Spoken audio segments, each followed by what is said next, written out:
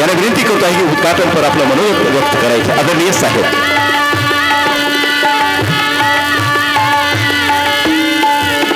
लातूर जिल्हा मध्यवर्ती सहकारी बँक लिमिटेड लातूर शिरूर शाखेच्या नूतन इमारतीच्या बांधकाम भूमिपूजन सोहळा या कार्यक्रमाचे अध्यक्ष आदरणीय तात्या, कार्यक्रमाला उपस्थित असलेले जिल्हा परिषदचे उपाध्यक्ष दयानरावजी सुरवसे, जिल्हा परिषद समाज कल्याण खात्याचे सभापती उत्तमरावजी मानेसाहेब, अयाजभाई शेख, उपनगराध्यक्ष अहमदपूर, माजी उपनगराध्यक्ष मुजीब पाटील साहेब, या बँकेचे व्हाईस चेअरमन माझे सहकारी मित्र ॲडव्होकेट प्रमोदजी जाधव साहेब, अनेक वर्षापासून आमच्यासोबत राहणारे सहकाराचे जाणकारे आमचे मित्र गोविंदपूरकर तात्या, शिवानंदजी हेंगणे, संजय पवार, उपसभापती कृषी उत्पन्न बाजार समिती, राष्ट्रवादी काँग्रेस पक्षाचे तालुक्याचे अध्यक्ष शिवाजीराव देशमुख, चाकूर तालुक्याचे राष्ट्रवादीचे अध्यक्ष शिवाजीराव काळे,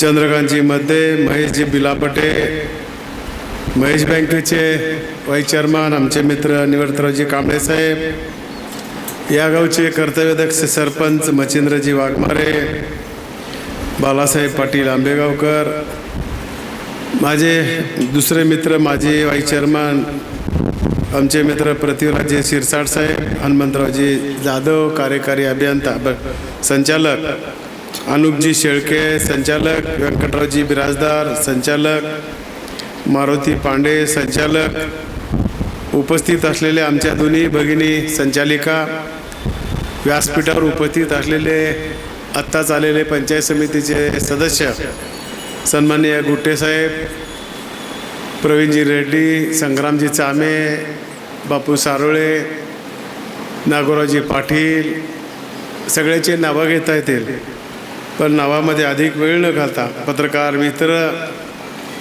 प्रताप पाटील, संतोष पाटील, प्रकाश ससाने, आशिषजी तोगरे, अफरोजजी शेख, बाबूरावजी उडतेवार, शिरूरचे आजी माजी चेअरमन श्रीयुत गुंडरे आणि भोसले, माधवरावजी चामे, पत्रकार आणि चेअरमन राजकुमार सोमवंशी, रामप्रसादजी जाजू, बालाजी कातकडे, बालाजी पाटील, इसुभाई सय्यद, नामदेवरावजी विराळे, बँकेचे सर्व अधिकारी, या खात्यात काम करणारे रेड्डी आणि वंगे, उपस्थित माझ्या सर्व शेतकरी बांधवांनो आणि माझ्या तरुण मित्रांनो, सर्वप्रथम मी या कार्यक्रमाचा उद्घाटक या नात्यानं उद्घाटन झालं असं मी या ठिकाणी जाहीर करतो.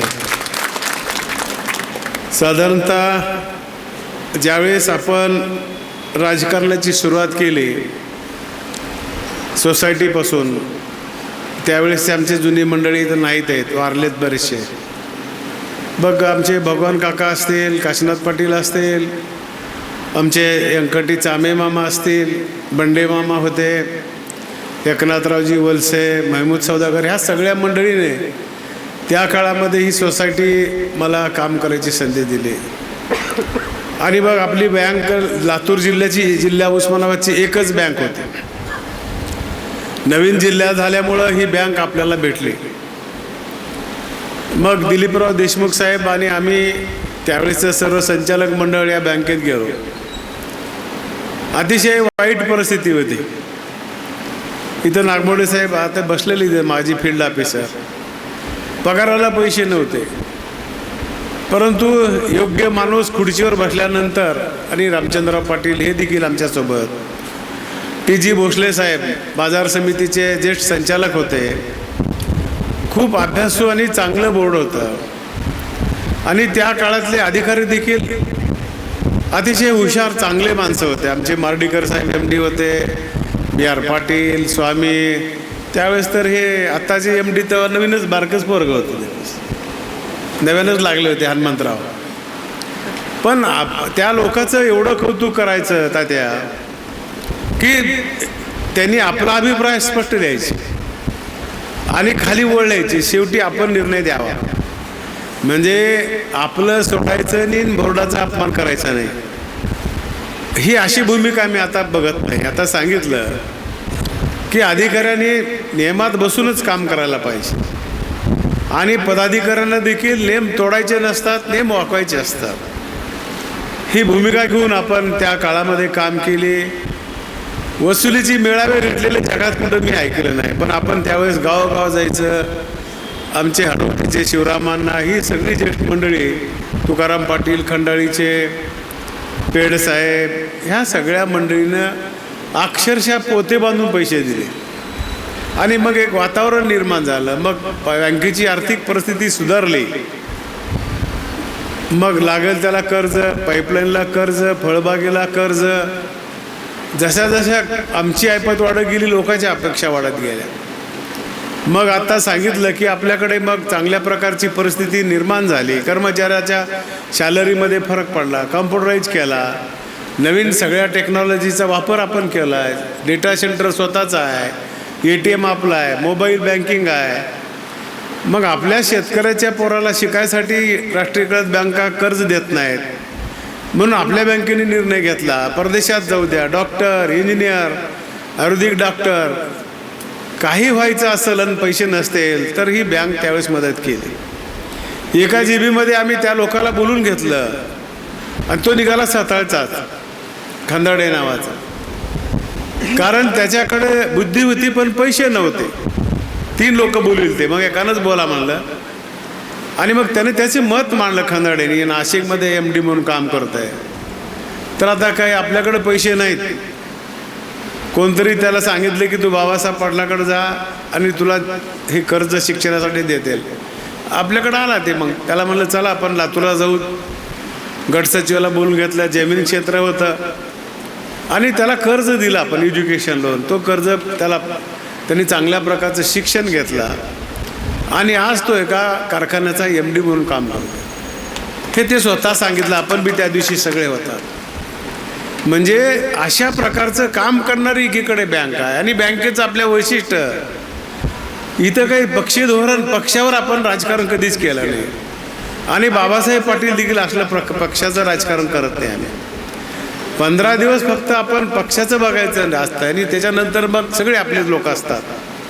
कारण या राज्यामधल्या काही नेत्यांनी एक परंपरा ठेवलेली आहे. विरोधी पक्ष म्हणजे काही ते काही दुश्मन आहेत का आपले? त्यांचंही काम आपलं आहे आणि आपलंही काम आपलं आहे. अहमदपूरच्या नगरपालिकेमध्ये गुंजपूरकर साहेब, चाकूरच्या नगरपालिकेमध्ये सगळ्या पक्षाच्या लोकांना मी निधी दिला.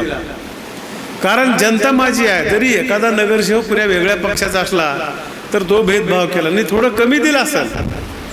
ही भूमिका आमच्या नेत्यांनी आम्हाला शिकवली आहे. स्वर्गीय विलासराव देशमुख साहेब, शिवराज पाटील चाकूरकर साहेब आहेत, निलंगकर साहेब, बाळासाहेब जाधव साहेब आणि मग त्या नेतृत्वाखाली आम्ही तयार झालेले आहोत. नंतरच्या काळामध्ये पवार साहेब आहेत आणि अजितदादा आणि सहकार क्षेत्र हे 2 नावं नाहीतच मित्रांनो.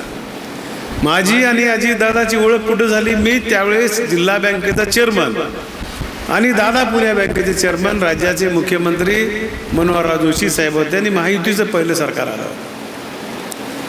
आणि मग त्याच्यानंतर 2000 आपल्या सर्वांच्या सहकार्यामुळे अपक्ष मला निवडून दिला. मग काही लोकांना वाटतं की आमदार बी झालं तर तुम्हाला बँकेत काय या वाटतंय? तर माझ्या शेतकऱ्याच्या डोळ्यामध्ये आनंदाचे अश्रू बघायचे म्हणून आम्हाला बँकेत यावं. आज मला सांगा, आपल्या बँकेची ही त्यांनी सांगितलं एवढं डिपॉझिट आहे, एवढं हे आहे, भांडवल आहे. त्याच्यापेक्षा ही बँक आत्ता जी पाडलेली, त्या काळात ग्रामीण भागात पहिली शाखा आपल्या मालकीची बांधली आणि मग अहमदपूरची बांधली. मग आपल्या बँकेची ऐपत वाढायला लागली. आपलं ॲसेट मोठं तयार झालं पाहिजे. आज एका अहमदपूरची आपण ती जागा आणि तिथली इमारत बघितलं तर कितीतरी करोड रुपयाची आहे.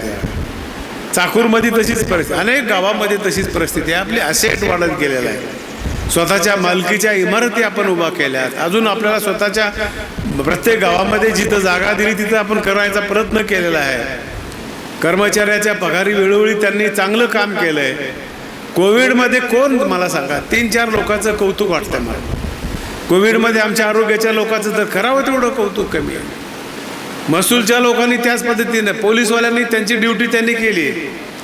की तो कोविड एक असा आला की तू माणसं एकत्र आले की कोविड यायचा. त्याच्यामुळं आपल्याला राग यायचा की पोलीसवाले आमच्या मागं का लागले. पण तुम्ही एकत्र येऊ नये म्हणून ते दक्षता घ्यायचे. आरोग्य खात्याच्या लोकांचं त्या आमच्या महिला ज्या होत्या घरोघरी जाऊन आपल्याला गोळ्या दिल्या, तपासण्या केल्या. त्यावेळेस तर माणसं कोविड झालं म्हटल्यानंतर कोणी जवळ जायला माणूस तयार नव्हता. आणि नोट आणि माणूस जवळ आल्यावर तर कोविड लय अटॅक करत होता.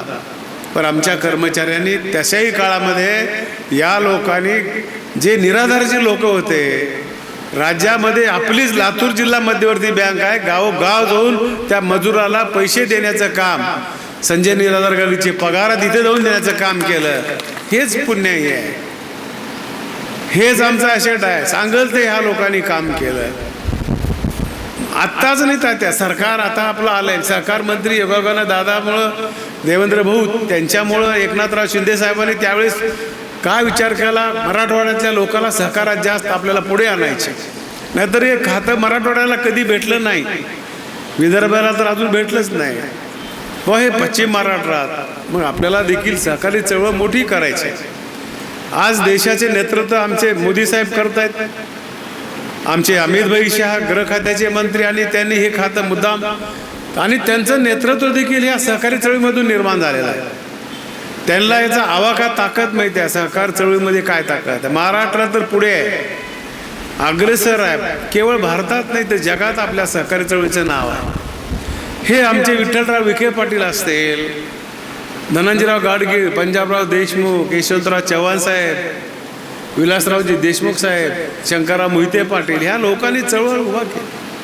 आज शासनामध्ये जेवढे लोक एम्प्लॉईज आहेत तेवढे आपल्याकडे आहेत. आणि मग जे चांगलं काम करतात त्याचं कौतुक. कितीतरी बक्षिसं घेतलीत आपल्या बँकेत, जागा पूर्ण गेल्या बक्षिसं ठेवायला मित्रांनो. म्हणून फार लोकांकडे तुम्ही लक्ष देत नाही, मला माहिती आहे. पण जे चांगलं चालतं त्याच्या पाठीमागे राहणारे लोक गुणपुरतात. त्या अहमदपूरला लोक पूर्वी बोलायचे, इथं पुन्हा नाही फेर म्हणायचे. एकदा आमदार झाले की पुन्हा नाही म्हणायचे. आणि आतापर्यंत 4, 5, 15 हजाराच्या वरील लीड आलीच नाही आतापर्यंत. पण गेल्या वेळेस 2400 देखील माझी 28,000ची लीड होती. आणि यावेळेस तर 32,600, 2 पेट्या शिल्लक आहेत अजून उरावर तुमच्या. तांत्रिक बिघाड झाला. मॅडम म्हणल्या कसं करायचं आहे, जाऊ त्या टाकून द्या मॅडम. म्हणलं काय, ते माझ्याच पेट्या आहेत म्हणलं. एक तर नांदूरचं पेटी होती आणि एक धाकट्या झरीची होती, तिथं कोण निघणार आहे. काय परिणाम झाला की पूर्वी नाटक करायचे काही लोक आमच्याकडं, मी गरीब कोपराला गुळ लावायचं, काहीतरी तात्याचा दोस्त, ते खूप बोलायचं विनपूरकर तात्या. मग ही तरुण पिढी आली, त्यांच्या लक्षात आलं की आपलं पोट भरणार नाही आहे माय म्हणून. इथं कामाचाच परिणाम बघितला पाहिजे. सुरुवातीला आपण बघितलं बालाघाट कारखाना 10 वर्षे बंद पडलेला, दादानी, दिलीपराव देशमुख साहेबांनी दिली. माझ्या त्यावेळेस हार्वेस्टिंगला माझ्याकडे यंत्रण नव्हती. यशवंतराव इथं नाहीत आमचे पाटील, मला 35 गाड्या सुरुवातीला दिल्या त्यांनी. आमच्या बुके साहेबांनी 30-40 गाड्या दिल्या. आणि कोल्हापूरचे विक्रमसिंग गाडगे साहेबांनी काही गाड्या दिल्या. तेव्हा कारखाना सुरू झाला. ही सहकारातली भूमी आहे. सहकार राज्यामध्ये असा आहे, कुणाला लोकांकडे फार बोलण्याकडे ऐकून घ्या, करमणूक करा तुम्ही लोकांची. काल परवा कोणतरी बोललं, माझ्यावरही बोललं, बोलू द्या, त्याला जे बोलायचं ते बोलू द्या. पण परीक्षा घेणारे आणि त्याला मार्क देणारे समोर बसलेत लोक. तुम्ही ठरवा, आम्ही चुकीचं काम केलं असेल तर आमच्या कानाला खडा. पण उगं कुठले तरी ब्लेम लावायचे. काही लोक म्हणतात की देशमुखांनी आपल्या घरच्या पुरतीच बँक केली आहे, दिलेत ना. कित्येक लोकांना मदत केली आहे, कारखान्याला केलं, पोल्ट्रीला केलं. सांगत बसायला वेळ नाही. सांगायची त्यावेळेस सांगू आपण. आणि योग्य माणूस असेल त्याला तिथं नेतृत्व करायची संधी आहे. आम्ही दोघं आहोत, दिलीपराव देशमुख साहेब, आम्ही गोविंदपूरकर त्या. आता नवीन पिढी तयार झाली आहे. आम्ही चुकीचं काम करतच नाही, केलंच नाही आणि भविष्यात देखील करणार नाही. ज्यावेळेस जागृती कारखाना उभा करायचा होता त्यावेळेस आमच्याकडे फायनान्शियल परिस्थिती होती. आम्ही विचारलं MDला की काय परिस्थिती आपली. आणि मग त्यावेळेस दुसऱ्या बँका, राष्ट्रीयकृत बँका बंगल्यावर बसल्या होत्या शिनेवर जाऊन, साहेब आम्ही व्याज 2% अजून कमी घेता, आम्हाला द्या संधी. ते गोष्ट माझ्याही कानावर आली. गोविंदपूरकर, आम्ही त्या दिवशी त्या बैठकीला होतो. मग आम्ही तिथं विषय काढला किंवा आपल्याला जागृती कारखाना काढायचे आहे, आमच्याकडे पैसे शिल्लक आहेत. आणि मला साहेब, ज्यावेळेस आपल्याला कुणी देत नव्हतं, स्वर्गीय विलासराव देशमुख साहेबांनी मांजरा कारखाना उभा केला, बबुराव काळे साहेबांनी त्याचं नियोजन केलं, त्यावेळेस मात्र जिल्हा बँकेने त्यांना मदत केली, शेअर्स दिले. आता तुमची ऐपत वाढली आहे, ऐपत वाढल्यावर कुणी बी देतो म्हणत आहे. पण ज्यावेळेस कुणी किंमत केली, लातूर जिल्हा मध्यवर्ती बँकेने.